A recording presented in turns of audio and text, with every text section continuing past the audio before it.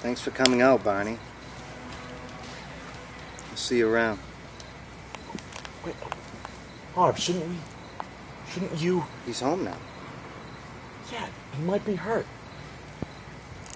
I'm going home now. Harv.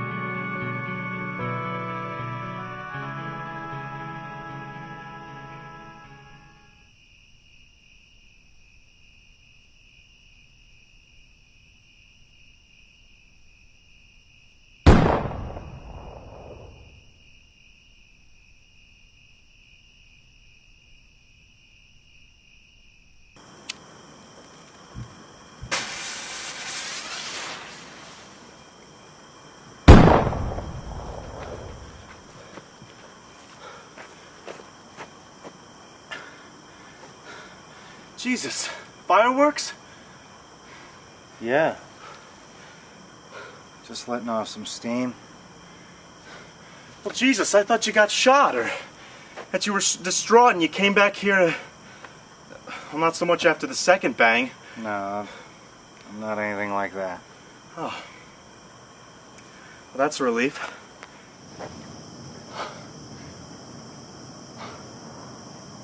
Should I be? What?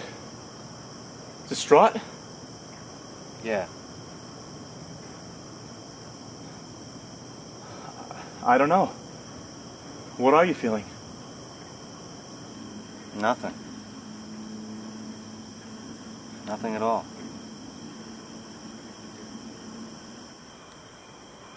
Should I be feeling something? I don't know, probably. Eventually. Why? Well, actions have emotional repercussions. Cause and effect. That's how we know we're alive. You believe that? Yeah. Really? Well, I'm not feeling anything. So how do you know we're alive right now?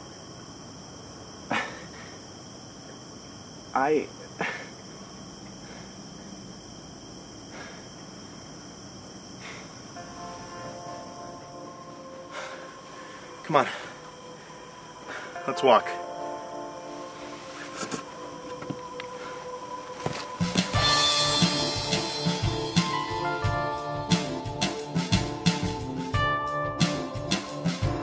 We could be on the eve of the last day for all we know. Could have all ended by now. Of course not. Of course not. You have to admit, it's been a long night. Yeah, that's all relative, Harv. Look, we're alive. We're walking. That guy. He was walking too. Maybe I killed him just as everything ended. On the last day, the dead are supposed to rise, you know. Okay. Look. You see that? Now that's alive to me. When I was younger, I used to walk home late at night from my girlfriend's house, 2, 3 in the morning, post-witching hour. And it was exhilarating. Total freedom. You know, and I'd imagine that I was the last one left in a world full of predators. You know, that there'd been a nuclear war and I was the only survivor. Just goofy kid stuff. And I think Maybe I was asleep. Maybe I wasn't really experiencing the night air or the huge moon or the distant sound of the newspaper truck making its stops all over town. But then I'd see that faint blue light coming through the window. And I knew that someone was there home, safe. Maybe it was a kid experiencing a similar thrill watching the tube with the volume turned down. Or an insomniac taking in a cheesy late-night sci-fi flick. Just a few yards away. Safe. Alive. That's alive. Watching somebody else do something? That ain't alive. Ghosts can do that. You see that one? You think she has a pulse? Every night, I walk home and I see her. Same spot, same face, same empty look. Might as well bash her head in too. No. You're wrong, Harv. Am I? Yeah, just because you don't know how to deal with a situation doesn't mean the entire world is dead. You've got to face facts. What facts? We could be... Let's go ask her. Who? That kid, the one in the barbershop. Let's go ask her if she's alive. Okay. But she's not gonna go for it.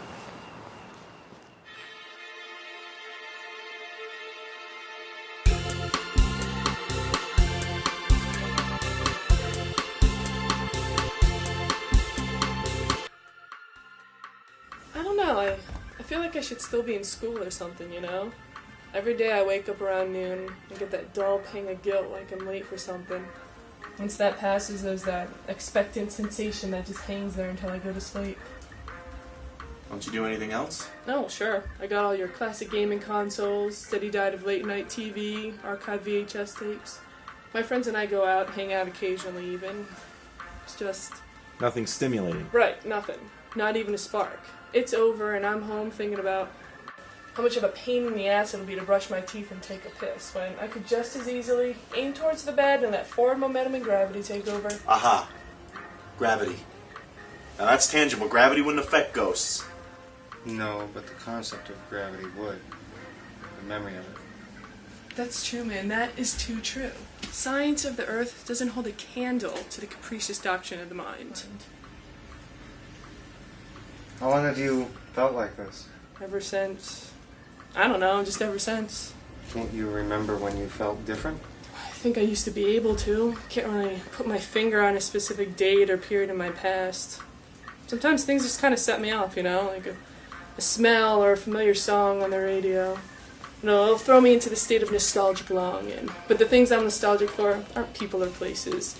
In fact, I know I didn't even care much at the time until I was looking back at it. Somebody once told me that I'm grabbing at shadows. Good-looking shadows, but just as cold and dark. The emotional geography of a distant country I visited long ago. Wow. Who told you that? I don't remember. Wasn't that guy, was it? The professor? Jeez, I didn't even see him there. No, probably not. I don't know, maybe I read it. What brought on this big question anyways? Guess it just comes up when you don't expect it, huh? I hope I didn't leave you with more open ends than you came in with. It's the same amount, just different ones. Roger that. Hey guys, seriously? Come back when you got more interesting questions, alright? Most of the questions I get around here can be answered with your basic grammatical flashcard or subtle head movement. You bet. Later on.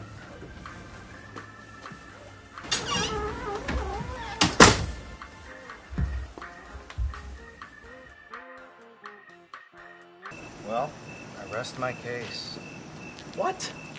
Come on, she was a smart, articulate girl. She may have been, but now she's just an echo. She just needed something to shake up her sedentary thoughts, Harv. That's all. She's got a pulse. That reminds me. We should have checked. What, the guy you hit? He was walking. From what I've read, zombies in the newly risen can walk. That's why they call them animated corpses. Harv. You remember when it seemed every few years you'd see those leaflets or posters about the end times approaching, the rapture or whatnot? They give specific dates. Have you seen any of those lately? No, but I just assumed their advertising revenue ran out a little sooner than expected this century. It's been a while, right? Sure, but I'm happy to settle on the fact that people just stop buying into that crap. Isn't it just as easy to admit that we've been so caught up in our day-to-day that we missed all the signs? That the last day came and went? Who says it has to happen with a bang? Fire and explosions, bells and whistles. As long as I can remember, I've seen these long, drawn-out tragedies happening almost every day, on a global scale. Who really pays attention to those things for more than a few minutes? All of them. Signs it was all winding down.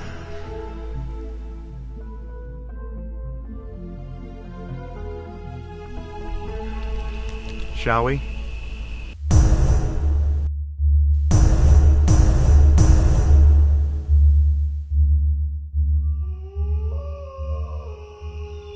Truth of the matter, Harv, is that if you focus on any idea, any possibility, eliminating layer after layer in your own head, it's easy to come to even the most absurd conclusion.